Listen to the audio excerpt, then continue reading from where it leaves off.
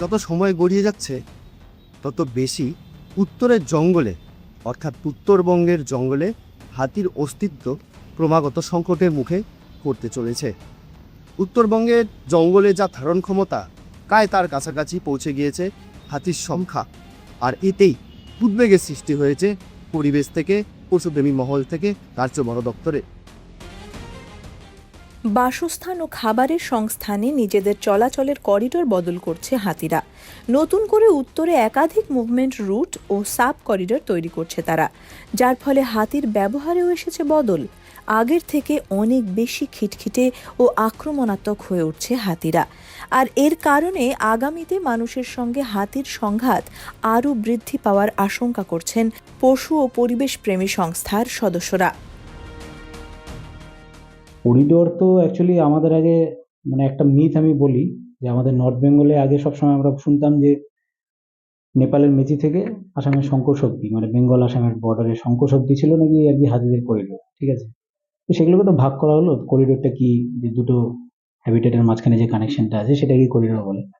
কিন্তু আদবে এই যে হাতির যে সংখ্যাটা অ্যারাউন্ড 750 যে হাতি, ঠিক আছে, সেই হাতি কিন্তু এই গোটা রুটে যায় না, ঠিক আছে। আমি কখনোই বলতে পারি না যে নেপাল থেকে হাতি হেঁটে হেঁটে আসাম অব্দি যাচ্ছে। ছোট ছোট ছোট ছোট পার্টে আর কি মাইগ্রেট করে। সমস্যা হচ্ছে যে এতগুলো করিডোর যেগুলো আছে আর কি, ঠিক আছে, 14টা প্লাস হচ্ছে যে 17খানা আর কি, সব মিলে যদি আমি ধরি সাব করিডোর করিডোর মিলে তাহলে 18 কাছাকাছি আর কি চলে যায়। সবার ফার্স্টে যেটা রিকোয়েস্ট যে এই যে করিডোর গুলো আছে সেগুলোর লিগ্যাল স্ট্যাটাস 1 নম্বর, আর 2 নম্বর হচ্ছে এখন চাইলে অনেক কিছু অনেকভাবে করা যায়, ঠিক আছে, এবং গভর্নমেন্ট সেটা জানে কিভাবে করতে হবে। তো ইচ্ছাকৃতভাবে যদি এটাকে পসিবল হয় যে করিডোরগুলোকে একটা আইনের আওতায় নিয়ে আসা, যাতে ভবিষ্যতে করিডোরগুলো দখল না হয়। এবার আমি বলবো না যে এটা প্রোটেকশন অ্যাক্ট বা অ্যাক্টের মধ্যে অনেক ধরনের ভাগ আছে, কনজারভেশন অ্যাক্ট আছে, ঠিক আছে, কমিউনিটি রিজার্ভ অ্যাক্ট আছে। করিডোরগুলোকে কমিউনিটির উপর ডিপেন্ডেবল করে সেগুলোকে যদি একটা অ্যাক্টের আন্ডারে নিয়ে আসা যায় প্রোটেকশনের জন্য, তাহলে আগামীকালে কি হবে সেটা হচ্ছে যে এখন যে দখলদারিগুলো হচ্ছে সেই দখলদারিগুলো অ্যাটলিস্ট ঠেকানো যাবে। আদারওয়াইজ এগুলো কোনো ভবিষ্যৎ নেই। আজকে আমি এক্সাম্পল দিচ্ছি, সাপোজ যে চা বাগান যদি হয়, তো চা বাগানগুলো এখন ঠিক আছে, কিন্তু এরপরে কোনো একটা যদি নতুন কোনো স্কিম আসে যে তাদের 30% ল্যান্ড অলরেডি চা বাগানগুলো আর কি তাদের অন্য পারপাসে ইউজ করছে, ভবিষ্যতে সেটা যদি বেড়ে যায় তাহলে কটা করিডোর ইন্ট্যাক্ট থাকবে আমার জানা নেই। করিডোর অবরুদ্ধ হওয়ায় একটি বনের হাতির দল অন্য বনে যেতে পারছে না, যার ফলে একই দলের মধ্যে প্রজনন ঘটছে।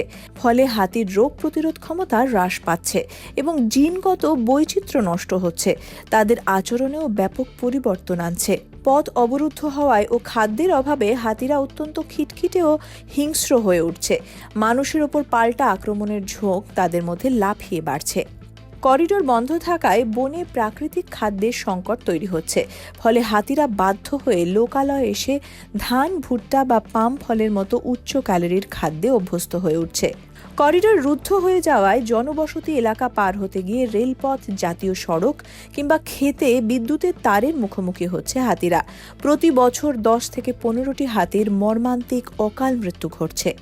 সরকারের কাছে আমাদের অনুরোধ থাকবে যে করিডোরের লিগাল স্ট্যাটাসটা যদি ইমিডিয়েট আনা যায় বা করা যায়, সেটা ইমিডিয়েট দেখা, এবং হ্যাবিটেট এনরিচমেন্ট করে দিয়ে আজকে বনের কাভার আছে হচ্ছে 21% বলা হয়, 21% কাভারেজ নেই আমাদের এখানে, এবং ক্যারিং ক্যাপাসিটি প্রায় থ্রেশহোল্ডে চলে এসছে। 680টার মতো হাতি আছে, 780-790টার মতো ক্যারিং ক্যাপাসিটির ইয়ে আছে, সে থ্রেশহোল্ড পয়েন্টটা চলে এসছে। এবং সেই ক্ষেত্রে সমস্যাটা যেটা হচ্ছে, যদি প্রপারলি হ্যাবিটেট ম্যানেজমেন্ট না করা হয়, সাইন্টিফিক্যাল ইন্টারভেনশনস না করা হয়, শুধু এই কনফ্লিক্ট মিটিগেশন করে কিন্তু হাতিকে বাঁচানো যাবে না। কারণ কনফ্লিক্ট মিটিগেশনের মেইন উদ্দেশ্যটা কিন্তু হাতি বাঁচানোর থেকেও আমাদের মতো অর্গানাইজেশনগুলো হোক বা যে কোনো অর্গানাইজেশন হোক বা যে কোনো মানুষ হোক, আমাদের মানুষের দিকটা একটু ওরিয়েন্টেড বেশি হয়ে থাকি আমরা, কারণ এটা নর্মাল ফেনোমেনা মানুষের জন্য। তো সেই ক্ষেত্রে আমাদের শুধুমাত্র এই যে আরআরটি ফর্মেশন বা স্কোয়াড দিয়ে পুশিং, সেই জিনিসগুলোকে একটু কন্ট্রোলে করে এই জিনিসটাকে, হাতির হ্যাবিটেটটাকে তৈরি করা সবচেয়ে বেশিভাবে দরকার।